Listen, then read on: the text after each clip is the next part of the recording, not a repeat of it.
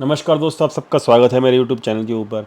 दोस्तों, कल हमने डिस्कशन किया था वीडियो के अंदर कि यहाँ पर जो कप विद हैंडल का जो पैटर्न बन रहा है मार्केट के अंदर, उसका जो नेक्स्ट स्टेप वो है कि भाई अब मार्केट एक नीचे जर्क ले और अपना जो हैंडल है कप का वो बनाने की कोशिश करे। तो जो नए लोग हैं जो वीडियो नया पहली बार देख रहे हैं तो उनको मैं समझा देता हूँ कि मैं क्या बात कर रहा हूँ। तो दोस्तों, ये था हमारा पैटर्न जो हम रेगुलर बेसिस के ऊपर डिस्कशन करता आ रहे हैं।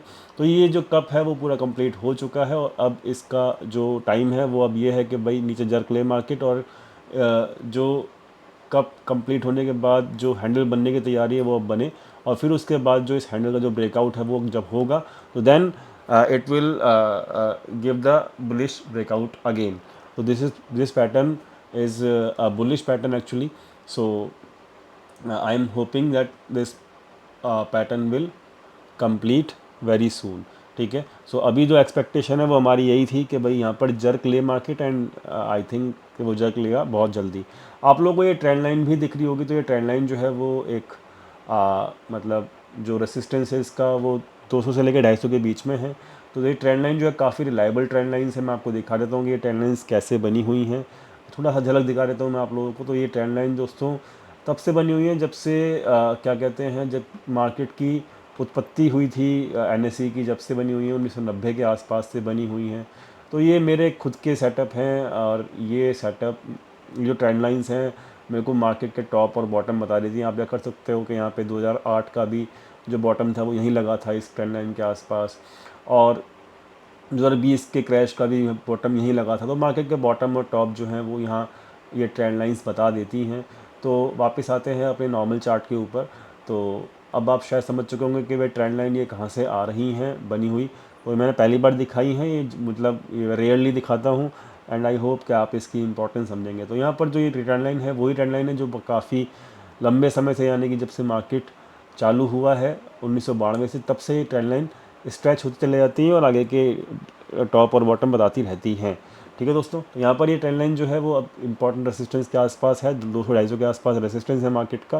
And I think this will work definitely because this is reliable trend lines and these are actually reliable because ये हिस्ट्री में काफ़ी बार काम कर चुकी हैं और बहुत बढ़िया काम करी हैं। तो इस this time also this trend line will work. आप चेक कर सकते हो यहाँ पर जो एक बड़ी कैंडल बनी थी उसके बाद इस ट्रेंड लाइन के आसपास ही बनी और उसके बाद देख सकते हो आप जर्क चालू हुआ था। ठीक है। सो आई एम होपिंग कि यहाँ पर अब ये ट्रेंड लाइन दोबारा से रेसिस्टेंस का काम करेगी। तो this resistance is around 200 two 250। तो दोस्तों, जब लाइव मार्केट चल रहा था जब तो यहाँ पर मैंने आपको लाइव मार्केट के अंदर भी इंडिकेशंस दिए थे अपने फ्री टेलीग्राम चैनल के ऊपर। तो जो लिंक है वो डिस्क्रिप्शन में दिया हुआ है फ्री टेलीग्राम चैनल का। मैं आपको दिखा देता हूँ कि मैं क्या बात करने की कोशिश कर रहा हूँ। तो दोस्तों, यहाँ पर फ्री टेलीग्राम चैनल का जो ये फ्री टेलीग्राम चैनल है दोस्तों, तो जब मार्केट 20,160 के आसपास चल रहा था सुबह सुबह मॉर्निंग के अंदर 10 बजे के आसपास, तो मैंने आपको साफ साफ लिखा था कि भाई यहाँ पर जो है मार्केट के अंदर लॉन्ग्स में आप कॉशियस रहिएगा। और बिकॉज़ यहाँ पर कोई ना कोई एक्टिव था 20,200 के कॉल राइटिंग के ऊपर। कोई था ऐसा जो इसको मतलब बचा रहा था इसको 20,200 के लेवल को। और मार्केट में 20,200 को दो बार तोड़ने की कोशिश की गई, लेकिन दोनों बार वो जो कोशिश थी वो नाकामयाब रही। तो आप देख सकते हो यहाँ पर पहली बार 200 यहाँ पे आया, तो उसके बाद यहाँ से फिर नीचे की तरफ मार्केट को लाया गया तकरीबन 60 पॉइंट। फिर दोबारा से तोड़ने की कोशिश की गई 3 बजे के आसपास बाइंग करके, लेकिन वो बाइंग सेलिंग में कन्वर्ट हो गई अचानक से और वो मार्केट को फिर से नीचे की तरफ धकेल के ले गई तकरीबन 40-50 पॉइंट। तो यहाँ पर कोई एक्टिव था, ये चीज़ लाइव डाटा पे दिख रही थी और ये वाला अपडेट मैंने आपको दिया था फिर टेलीग्राम चैनल के ऊपर। इसलिए मैं डेली बेसिस के ऊपर कहता हूँ कि आप टेलीग्राम चैनल को ज्वाइन करिए, आपको हेल्प मिलती है। ये सोच के करेंगे भाई टिप्स मिलेगी, तो वहाँ पे बिल्कुल हेल्प नहीं मिलेगी।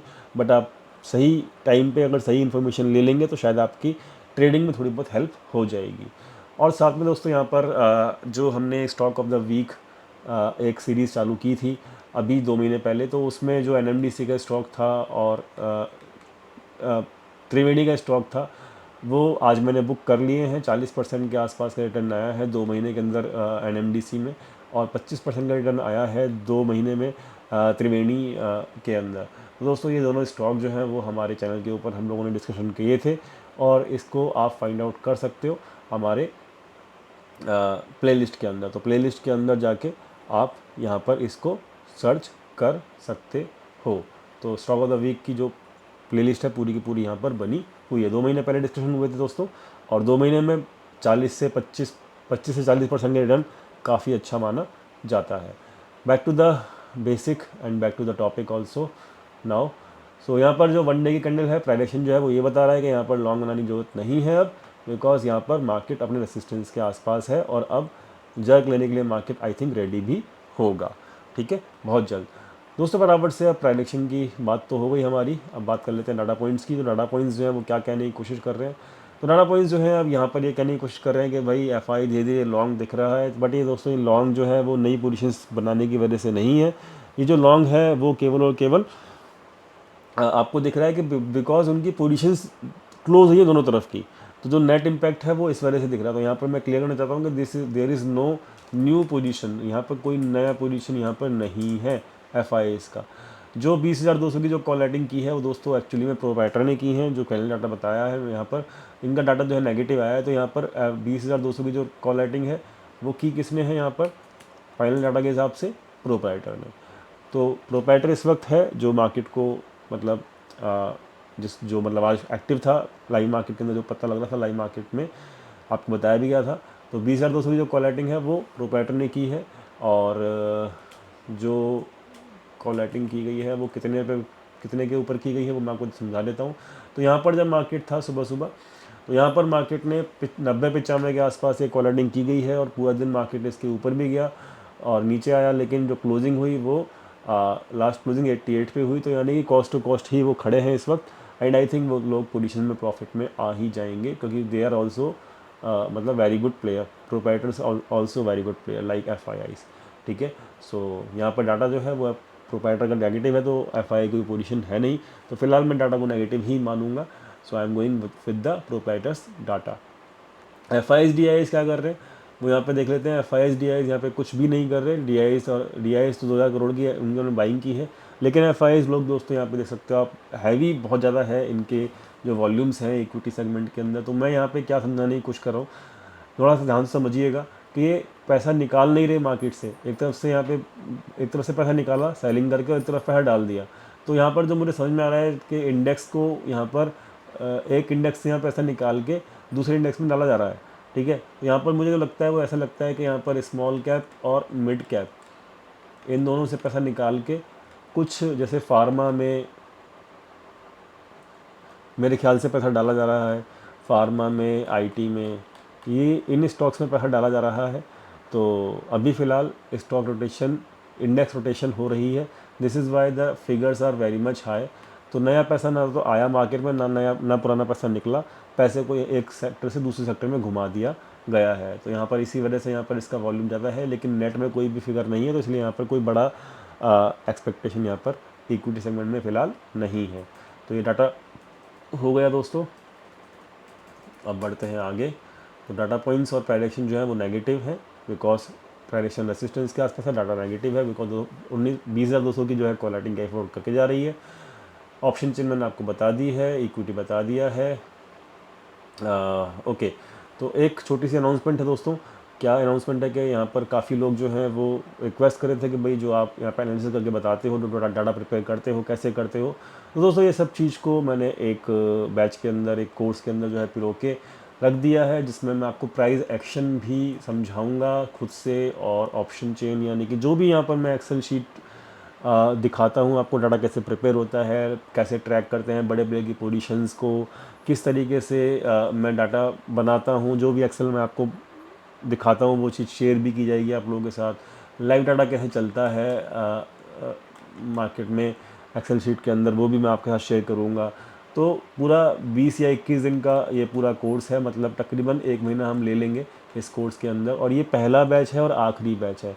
I am not interesting this year, ये मतलब इस साल मैं पहली बार ले रहा हूँ बैच को।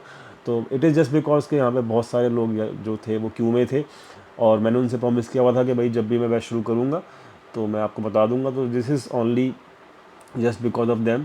यहाँ पर थोड़े से जो लोग थे वो पुश कर रहे थे कि आप सिखाइए सिखाइए, हमें सीखना है। तो this is only for them only. ठीक है, I am not inviting everybody, जो इंटरेस्टेड है, जो सीखना चाहता है, बिकॉज लर्निंग बहुत ज़रूरी है। मेरा ऐसा मानना है, मैं आज भी लर्न करता हूँ। और बट लर्निंग से ही कुछ आप सर्वाइव लंबे समय तक कर सकते हो। सो दिस इज़ ओनली और ओनली द ऑब्जेक्टिव कि आप लर्न करें और आगे बढ़ें। So if you want to take the interest in learning, then you can enroll for this course. The link of the enrollment is in the description box of the video. तो description में इस batch का link दिया हुआ है enrolment के लिए। Course जो है वो 15 अक्टूबर से चालू होगा दोस्तों। तो back to the topic now. तो ये अभी रेसिस्टेंस के आसपास, no need to create the long positions. Bank Nifty जो है फटाफट से चेक कर लेते हैं। तो बैंक निफ्टी जो है वो भी अभी आज जो है उसने अपना ये पूरा कप का पैटर्न जो है कंप्लीट कर दिया है, रेसिस्टेंस के आसपास पहुंच चुका है। रेसिस्टेंस जो है 46,400 के आसपास है। सो अभी ये भी बिल्कुल टॉप पे है। इसमें भी अभी मैं लॉन्ग बनाने के मूड में बिल्कुल भी नहीं हूँ। And I am looking for a jerk right now, ताकि वो एक फॉर्मेशन बने किस चीज़ का, हैंडल का। तो हैंडल का फॉर्मेशन के लिए हमको एक जर्क तो वेट चाहिए ही चाहिए, ठीक है। तो अब रेसिस्टेंस का असर मार्केट है, I am not interested in the long positions. मैं आपको पहले ही दो तीन बार बोल चुका हूँ। सो मैं अपनी तरफ से कंप्लीट हूँ। और यहाँ पर जर्क जो है वो मुझे ऐसा लगता है कि एक बार तो यहाँ पे 20 दिन के मूविंग एवरेज के आसपास मार्केट आना चाहिए, जो कि यहाँ पर ग्रीन कलर से यहाँ पर आपको लेवल्स दिख रहे होंगे 45,000 तक का। मैं ये नहीं कह रहा कल ही आ रहेगा, लेकिन ये एक पोजिशनल कॉल होगी अगर आएगा तो। और लेकिन ये रेसिस्टेंस के ऊपर मार्केट नहीं जाना चाहिए, ये एक कंडीशन है जो कि यहाँ पर आपको ब्लैक कलर की लाइन से दिख रहा है। निफ्टी के अंदर भी 20,250 के ऊपर मार्केट नहीं जाना चाहिए, और that will be the condition. ये जो ट्रेंड लाइन है इसके ऊपर मार्केट नहीं जाना चाहिए। And if market does not go beyond this, then the jerk is confirmed, ठीक है। सो हैव पेशेंस, जर्क आएगा तो that will be again the buying opportunity. But jerk जो है वो मेरे ख्याल से 20 दिन के मूविंग एवरेज तक आना चाहिए। This is the important point. लेकिन वो कब आना शुरू होगा वो मार्केट बताएगी। We can only wait for the result and we can only do the analysis, ठीक है। लेवल्स को ख्याल रखिए, रिस्क टू रिवॉर्ड को मेंटेन करके रखिए, लर्निंग पे ध्यान दीजिए, और होपफुली आपको वीडियोस समझ में भी आ रही होंगी और पसंद भी आ रही होंगी। तो इम्पॉर्टेंट है फ़िलहाल इतना ही दोस्तों, और मिलते हैं फिर टेलीग्राम चैनल के ऊपर, लिंक डिस्क्रिप्शन में दिया हुआ है। Thank you so much for watching this video. Thank you.